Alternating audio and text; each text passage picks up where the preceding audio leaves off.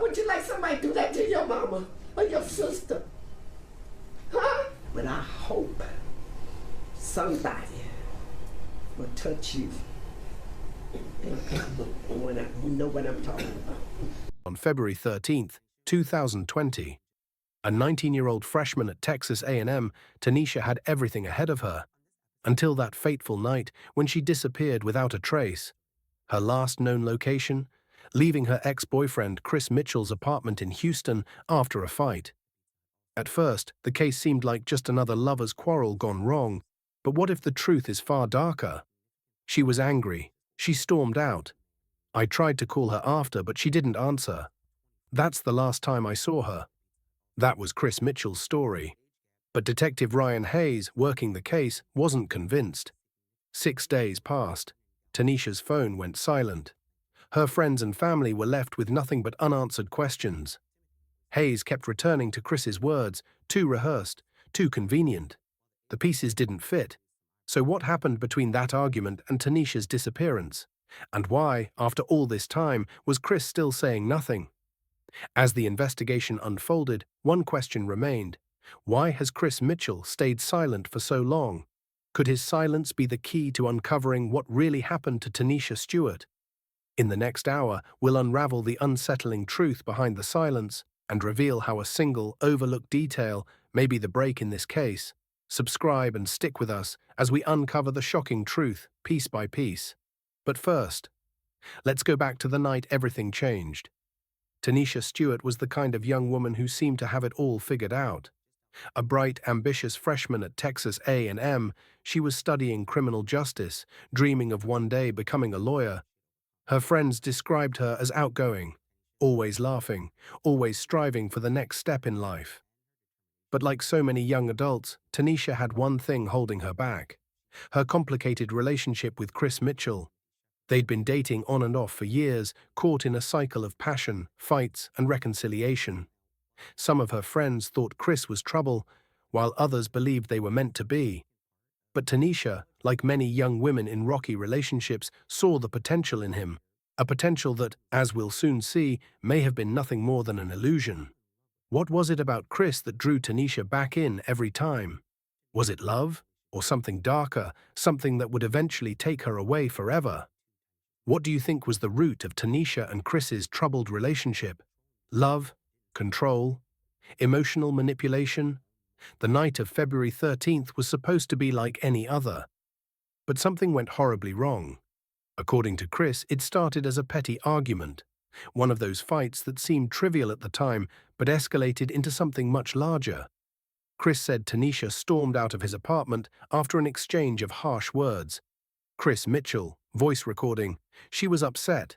I tried to calm her down, but she wasn't having it. She just walked out. I didn't know what else to do. I watched her leave, and that was it." Chris's timeline seemed simple, but what happened after Tynesha left his apartment is where things get murky. Chris claims she never contacted him again. No calls, no texts, nothing. He said he didn't think much of it at first, but that changed as the hours passed. When he realized she was truly gone, he contacted the authorities. 6 days later, Tynesha was still missing. Detective Ryan Hayes was assigned the case. At first, it seemed like a straightforward missing persons report, nothing out of the ordinary. But as he looked deeper, the inconsistencies began to pile up. Chris's calm demeanor, his lack of urgency. Was this the behavior of someone whose ex-girlfriend had just disappeared, or was it something else entirely? Do you think Chris's story sounds genuine? Or is he hiding something? But first, let us meet Detective Ryan Hayes, an investigator who's been through it all. With over 20 years on the force, Hayes has seen more than his fair share of missing person cases. But this one felt different. Hayes isn't the type to jump to conclusions. He's methodical, calculating, and patient. He listens, observes, and waits for the right moment to ask the right questions. But when it comes to Tynesha Stewart's disappearance, something about the case didn't sit right. His instincts told him that the truth was buried deeper than anyone had imagined. It wasn't just the facts that pulled Hayes into this case. He couldn't ignore the emotional toll on Tynesha's family and friends, especially her mother, who had looked to him for answers. Hayes knew he had to find the truth, not just for the family's sake, but for his own peace of mind. After all, a missing person is never just a case number. They're a person, with hopes, dreams, and a story that needs to be told. For Detective Hayes, solving this case wasn't just another job. It was a mission, and he was determined to uncover the truth, no matter where it led. But in a case like this, sometimes the hardest truth to find is the one hidden closest to home. The investigation begins. Ryan Hayes knew something didn't add up. He started with the basics, tracking Tynesha's movements that night. The security footage from Chris's apartment building showed her leaving, but nothing more. No sign of Tynesha after she walked out into the night. It was as if she vanished into thin air. And then there was the strangest part of all, Chris Mitchell's silence. While others were out searching, posting flyers, pleading for information, Chris remained quiet. Why? Was he grieving? Or was there something else he wasn't saying? Before we continue, let's pause for a moment. Who do you think is the most suspicious at this point? Chris Mitchell, whose story seems too calm, or the missing Tynesha, whose life was about to begin but instead was cut short under mysterious circumstances? And let us know your thoughts in the comments below. Detective Ryan Hayes had seen his fair share of missing person cases, but something about Tynesha Stewart's disappearance felt different. When he first opened the file, it seemed straightforward. A young woman storms out after a fight with her boyfriend, and nobody sees her again. But as Hayes dug deeper into Chris Mitchell's statements, the cracks in the story started to show. Chris Mitchell told authorities that Tynesha was angry, that she stormed out of his apartment after their argument. No call, no texts, nothing. The timeline seemed simple: a fight, a departure, and then silence. But there was something about Chris's demeanor that didn't sit right with Detective Hayes. The lack of urgency, the way Chris avoided eye contact, and the strangest detail of all, his inability to recall the last words exchanged between him and Tynesha. When detectives asked Chris what Tynesha said as she left, he was vague, almost robotic. She was mad. She said she was leaving. But how could someone who'd just been in a heated argument with the woman they loved forget such a crucial detail? Hayes was beginning to wonder if there was more to Chris's story than he was letting on. What was Chris hiding? Why was he so distant, so unemotional about her disappearance? Was it guilt, or was there something even more troubling at play? Hayes didn't have the answers yet, but he knew one thing for sure: he couldn't take Chris's words at face value. Not yet. Who do you think is the most suspicious at this point? While Detective Hayes carefully reviewed the evidence, Tynesha's family and friends were left in a state of growing desperation. Her parents, especially her mother, were determined to find out what had happened. She wouldn't just leave like this, Tynesha's mother told reporters. She's not that kind of person. Her friends echoed the same sentiment. They couldn't believe Tynesha would walk away from everything: her studies, her life at Texas A&M, and most of all, her loved ones. They knew something was wrong, but with each passing day, the lack of clues only fueled their fear that this wasn't just a missing person case. This could be something far worse. But while Tynesha's family and friends held out hope, the evidence they had was slim: just the word of her ex-boyfriend and a missing girl who seemed to vanish into thin air. As the investigation moved forward, Detective Hayes joined forces with local authorities, launching a citywide search for Tynesha. It didn't take long for them to realize that the scope of the investigation had to expand beyond Chris's apartment. Was there a chance Tynesha had left the area? Could she have gone somewhere else after the fight, somewhere she was familiar with? The answer, it seemed, could lie in the places Tynesha was last known to frequent. Teams were sent to retrace her steps, her usual haunts, her friends' homes, even areas where she might have gone to clear her head. But no one had seen her. No one had heard from her. Investigators pulled phone records and checked surveillance footage from stores and gas stations along Tynesha's possible route, but nothing matched. There were no sightings, no leads. The police scoured the streets, looking for anything that could explain her sudden disappearance. But as days turned into weeks, the trail grew colder, and the search spread beyond Houston. Was Tynesha still alive? Or had something darker happened that night? Something that Chris Mitchell wasn't ready to talk about? Detective Hayes wasn't ready to give up. With each passing day, the pressure was mounting, not only to find Tynesha, but to figure out why her ex-boyfriend was still so quiet. Was he just a heartbroken ex, or was he hiding something much worse? In the next chapter, we'll explore the shocking discoveries that began to unravel Chris Mitchell's story, clues that would change everything. Stay with us. As the days passed, Detective Ryan Hayes couldn't shake the feeling that Chris Mitchell was hiding something. The more he reviewed Chris's statements, the more he realized just how many pieces of the puzzle didn't fit. What was Chris hiding? Why wasn't he more eager to help find Tynesha? His strange silence, his reluctance to cooperate, it didn't make sense. For a man whose ex-girlfriend had disappeared, Chris seemed remarkably calm. When questioned about Tynesha's last words, he couldn't recall any specifics. Was she angry? Did she say goodbye? What did she look like when she left? These questions were left unanswered, and the more Detective Hayes asked, the more Chris clammed up. It was as though he was carefully choosing his words, leaving out key details, intentionally withholding vital information. And then there were the phone calls. Chris mentioned that Tynesha had made a call to someone before leaving his apartment. But who? The authorities couldn't find any record of it. Was Tynesha trying to reach out to someone for help? Or was she just trying to calm down before leaving? The truth was slipping through their fingers, and Hayes was starting to feel the weight of a growing suspicion. Could Chris really be telling the truth?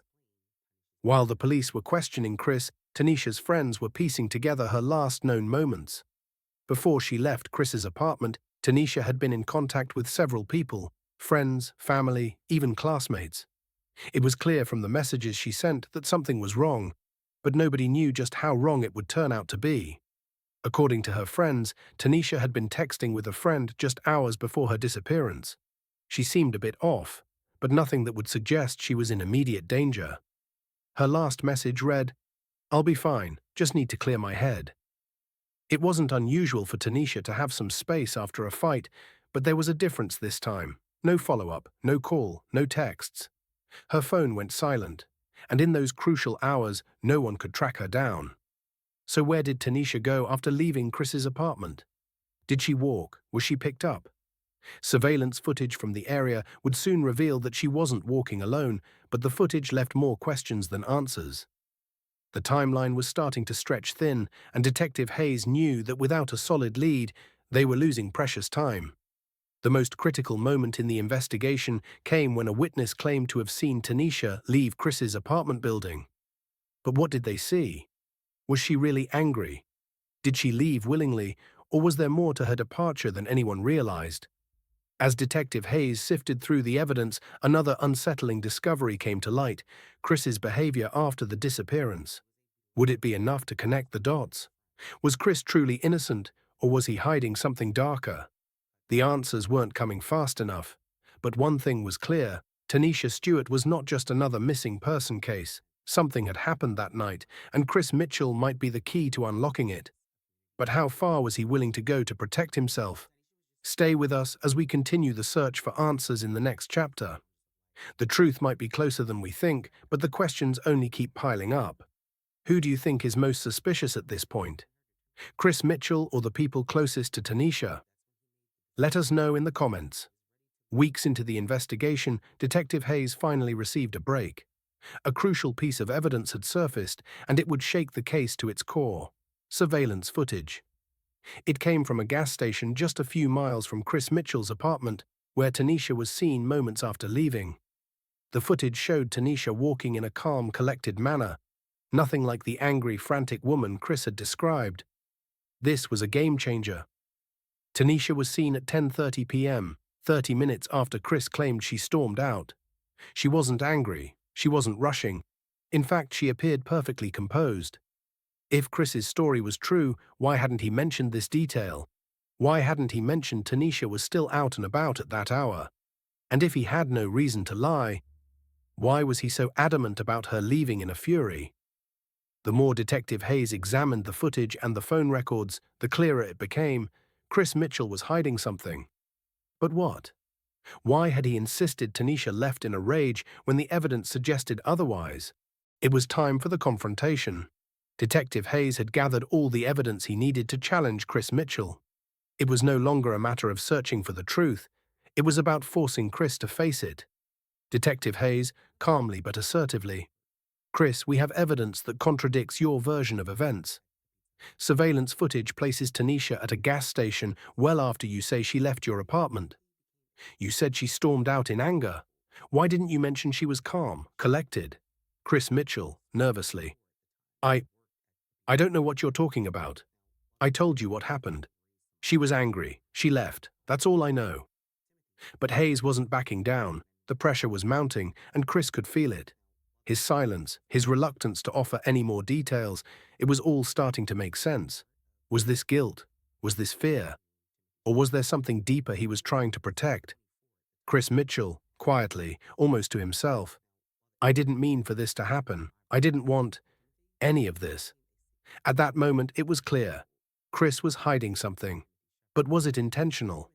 Had he truly been involved in Tynesha's disappearance, or was his silence the result of something far more complicated? The truth was slipping through the cracks, and Chris Mitchell's silence was only adding to the mystery. Was he a victim of his own choices, or was he hiding a much darker secret? The investigation had just taken a turn, but where would it lead next? The truth behind Chris Mitchell's silence. After weeks of pressure, the truth was about to surface. Detective Hayes had been relentless, pushing Chris Mitchell with every piece of evidence, each one unraveling his story, exposing the cracks in his alibi. But nothing had prepared anyone for what came next. The confession. When confronted with the surveillance footage, Chris's composure finally shattered. His voice trembled as he spoke, his eyes filled with a mix of guilt and fear. The truth, he now realized, was too much to keep hidden any longer. Chris Mitchell, voice breaking. I never meant for any of this to happen. I didn't want her to leave. But I just couldn't stand her seeing me for who I really was. I didn't want her to leave me, so Chris revealed that far from storming out in anger, Tynesha had been planning to leave him for good. She'd been growing distant, talking about moving on with her life. And Chris, terrified of losing her, took matters into his own hands. That night, Chris snapped. After the argument, in a fit of panic, he did something irreversible, something he could never take back. He ended Tynesha's life, just as she had been about to walk out of his world forever. And then he lied. He lied to the police, to Tynesha's family, and to the world, hoping to cover up his crime. But he could no longer hide the truth. Chris Mitchell's confession brought the case to a close, but for Tynesha's family, the journey to justice had only just begun. The legal consequences for Chris were swift and unforgiving. He was charged with murder, and though the trial was hard on everyone involved, it was a moment of painful closure for Tynesha's loved ones. For Tynesha's mother, the pain of losing her daughter would never fade, but she found some solace knowing that Chris would face the consequences of his actions. The case had a lasting impact on the community. Tynesha's friends, her classmates, and everyone who had known her in those final days, each of them was left with unanswered questions. Why had Chris gone so far? What had truly driven him to end a life so full of promise? Tynesha Stewart's story serves as a painful reminder of the dangers of toxic relationships and the devastating consequences of unchecked emotions. And though the truth has come to light, the pain of her loss lingers. As for Chris Mitchell, he may have thought he could silence the truth, but in the end, it was Tynesha's voice that was heard, loud and clear. At this point in the case, do you think Chris was acting out of fear, or was there something deeper behind his actions? Let us know in the poll below. Tynesha Stewart's disappearance shocked the community, leaving a hole in the hearts of everyone who knew her. Her family, friends, and classmates were left to piece together the events of that fateful night, wondering what went wrong. The investigation that followed wasn't just about finding out what happened. It was about understanding the deep emotional toll left behind. A young woman's life was stolen, and a family was forever changed. But it was also about the unsettling reality that sometimes the people closest to us are the ones who can cause the most harm.